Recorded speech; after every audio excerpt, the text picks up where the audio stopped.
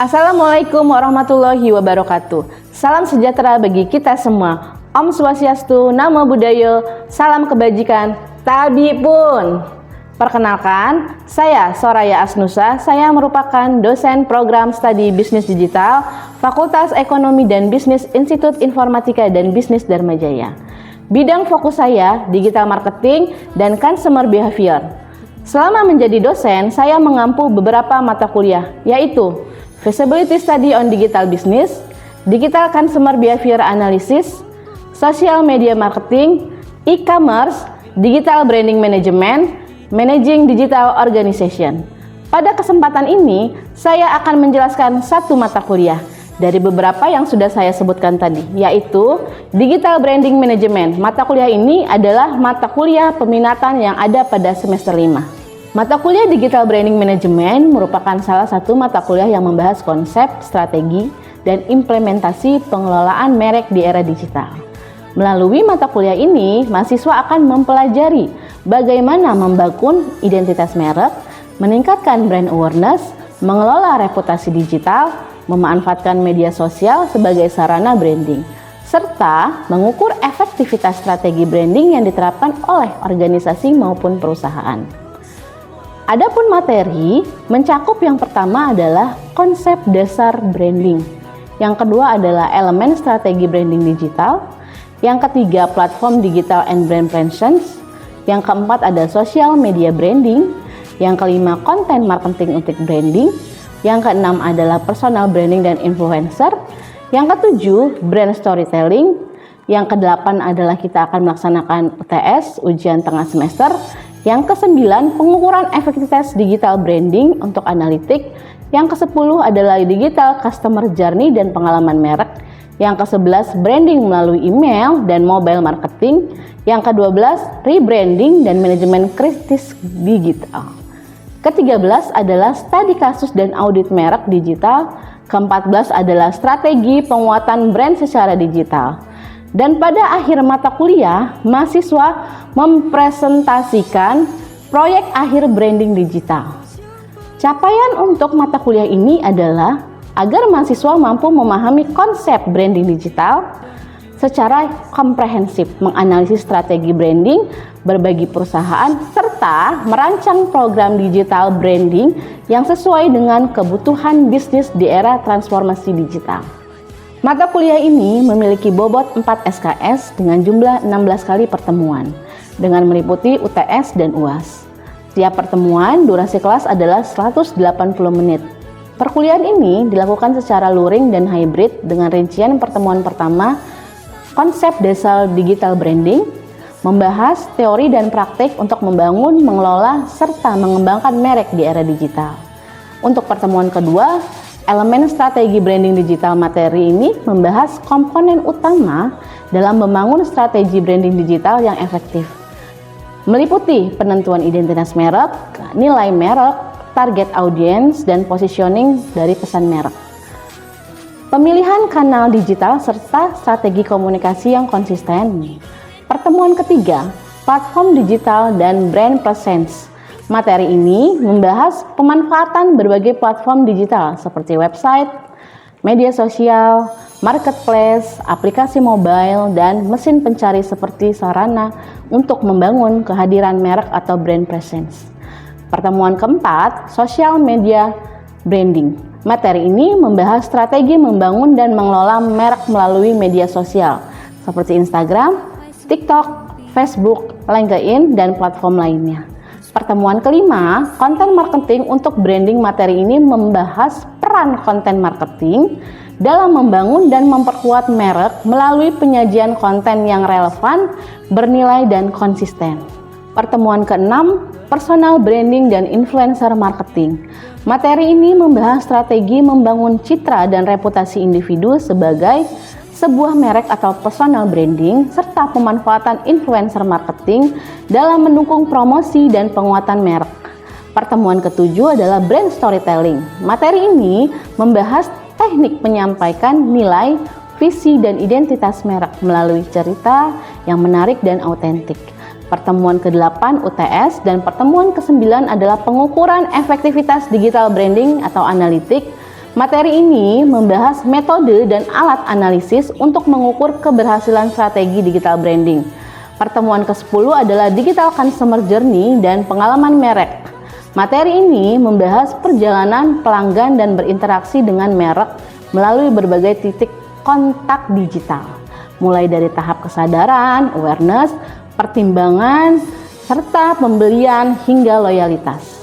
Pertemuan ke-11 adalah branding melalui email dan mobile marketing.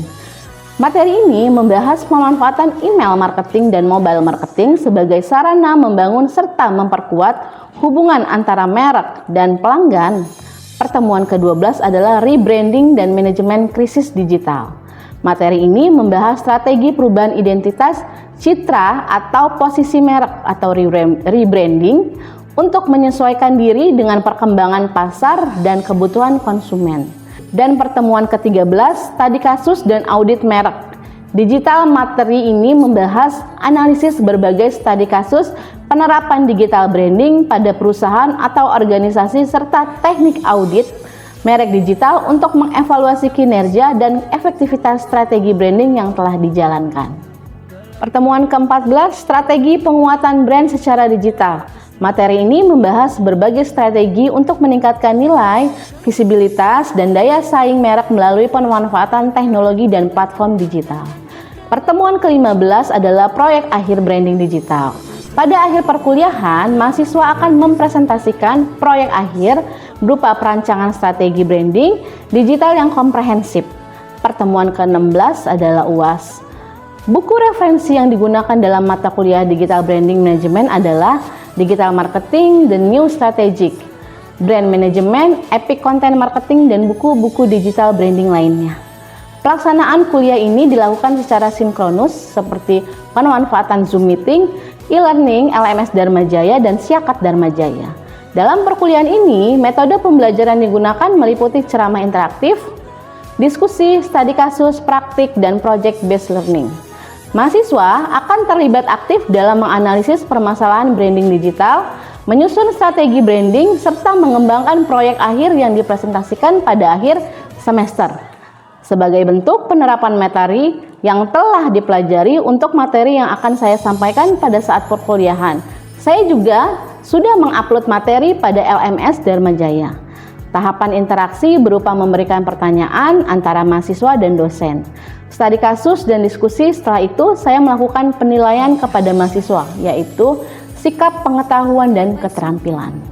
Terkait dengan komponen penilaian mahasiswa, mengikuti ketentuan yang ada di Institut Informatika dan Bisnis Dharma Jaya, yaitu komponen penilaian dalam mata kuliah ini terdiri dari kehadiran 20%, tugas 20%, ujian tengah semester 20%, ujian akhir semester 20%, dan attitude 20%.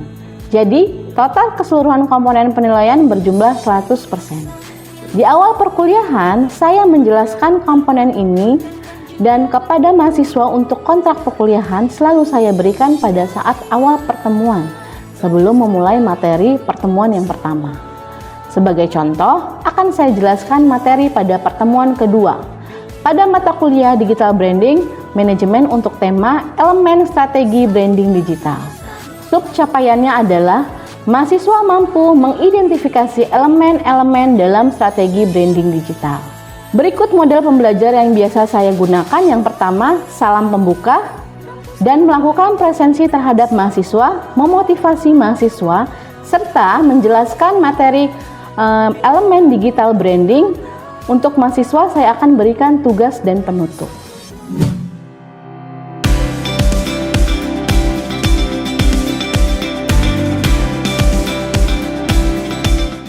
Assalamualaikum warahmatullahi wabarakatuh.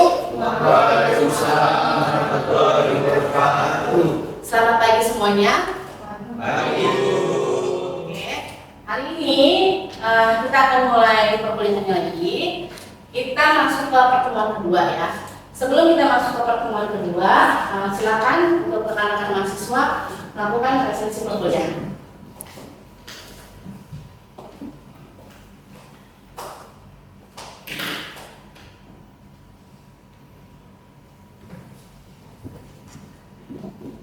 Sudah? Sudah semua?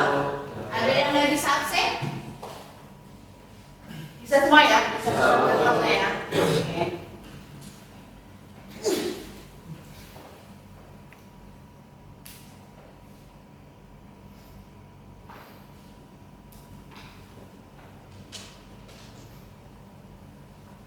Oke ya, sebelum kita masuk ke pertemuan kedua ya, alangkah baiknya ya, kita mengulas yang pertemuan kemarin.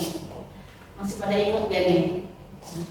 Karena ini kan suasananya masih pagi nih ya, masih cerah ya, baru bangun, baru mandi, baru sarapan. Ada yang udah sarapan apa yang belum?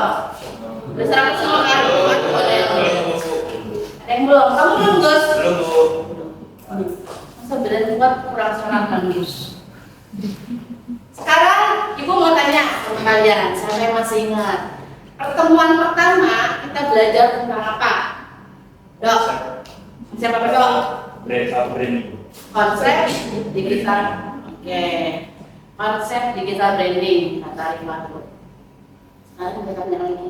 Di dalam konsep itu ada apa, Dok? Di dalam konsep itu kita mengatur strategi untuk membangun, mengelola, dan meningkatkan citra merek di ranah digital melalui platform media sosial. Oke, kalian masih ingat berarti Rivaldo? Udah mandi ya, Dok? Aku Udah mandi kan pagi? Udah sarapan? belum Bu sarapan. Oh, belum juga. Oke. Ada tambahan untuk konsep? Ngikut semua sama Rivaldo? Ya? Oke. Berarti kita lanjut ke pertemuan kedua ya. Di pertemuan kedua ini kita akan membahas elemen dari strategi digital branding. Ada apa aja di dalam elemen ini? Untuk materi seperti biasa ya, Ibu sudah upload di LMS. Jadi kalian bisa download materinya lewat LMS e-learningnya dan Jaya. Oke ya. Lanjut, sebelum kita masuk ke materi pertemuan kedua, kita harus tahu itu apa CPMK. CPMK adalah capaian pembelajaran mata kuliah. Ya. Di mana yang pertama adalah mahasiswa ini mampu menganalisis apa, menguraikan, ya, menyusun apa elemen dari beberapa digital branding.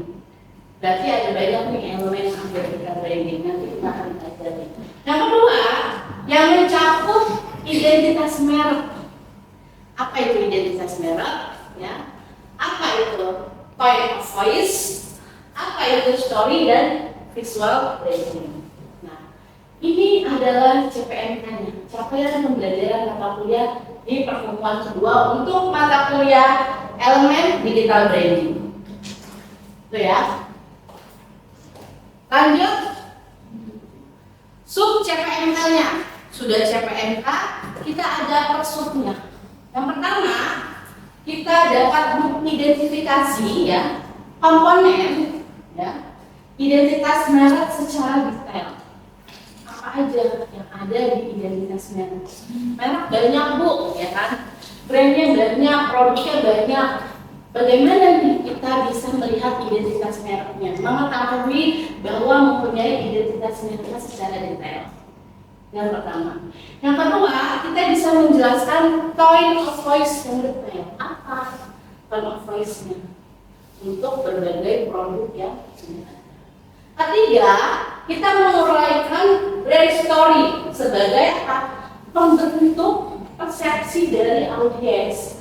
Persepsinya apa, pandangannya seperti apa nih audiens ini akan apa? Itu tadi brand story-nya. Yang keempat, kita bisa menganalisis visual brandnya di platform digital. Jadi 4 itu sub yang akan kita pelajari: identitas, tone of voice, visual branding, dan brand story-nya. Itu ya. Ada yang mau tanya? Belum? Lanjut ya. Kita lanjut dulu. Oke. Nah, kita masuk ke identitas merek. Kalian pasti udah paham lah. Semua merek punya identitas. Kalian juga punya identitas. Masing-masing punya identitas, punya ciri khas ya. Yang pertama identitas merek. Ada logo dan simbol. Yang kedua ada warna. Yang ketiga ada tipografi. Yang terakhir ada brand personality-nya. Di sini Ibu contohkan adalah Starbucks. Starbucks itu siapa yang sering ngopi? Siapa yang sering ngopi? Muka-muka kopi nih. Ainur. Iya Bu. Sering ngopi ya, Nur? Iya Bu. Kenapa dari mana nih? Kulit. Ada. Ya. Misalnya apa? Starbucks. Bentuknya warnanya hijau, simbolnya. Ya. Terus dia tuh di Starbucks tuh ada gambar apa sih? Ibu jarang ngopi soalnya. Apa Jen? Gambar apa sih? Hah? Apa dok? Perempuan. Oke, ada simbolnya seperti itu. Terus diibaratkan dia itu punya identitasnya ramah dan premium. Kenapa tadi? Kok bisa premium ya? Harga Starbucks kopi mahal nggak Starbucks? Dibandingkan dengan kopi jujur. Ini Agus gaya jujur. Ya. Terus yang kedua adalah Scarlett. Scarlett siapa cewek nih? Masih tahu kalau Scarlett? Minta apa minta Scarlett? Skincare, yang body ya.